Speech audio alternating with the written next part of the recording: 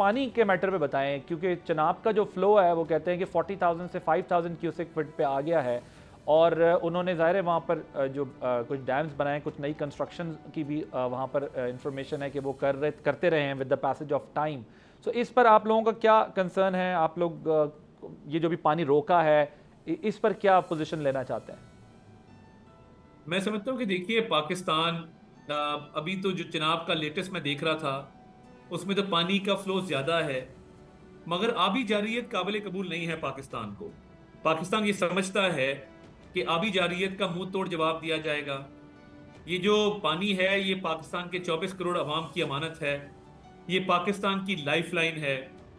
इसको रोकने की, इसको डाइवर्ट करने की कोशिश को हम मुकम्मल तौर पे मजबूती के साथ रिस्पॉन्ड करेंगे, और उस रिस्पॉन्स के लिए हमारे पास तमाम ऑप्शन अवेलेबल हैं। और तमाम ऑप्शंस का मतलब ये है कि पूरी माइट और स्ट्रेंथ के साथ इसका मुंह तोड़ जवाब आबी जारियत का भी दिया जाए। आबी जारियत पे भी हम फुल स्पेक्ट्रम वॉर में जाएंगे?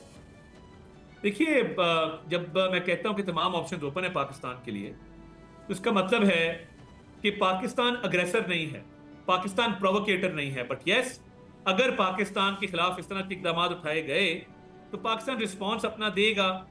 और नेशनल सिक्योरिटी कमेटी के एलामिये में ये बात वाजे रही, पीएम की काकूल की स्पीच में ये बात वाजे हुई। उन्होंने बड़ी दो टोक मौकफ अपनाया कि we will respond with full force and full might. तो इसकी क्या ऑपरेशनल डिटेल्स होती हैं मैं अभी मीडिया पे तो नहीं कह सकता, मगर नेशनल सिक्योरिटी कमेटी और पीएम का जो स्पीच थी काकूल की, वो बिल्कुल क्लियर है कि इस पे तमाम ऑप्शन पाकिस्तान जो है उसके पास ओपन होंगे। सब्सक्राइब करें और बेल दबाएं ताकि कोई खबर रह न जाए।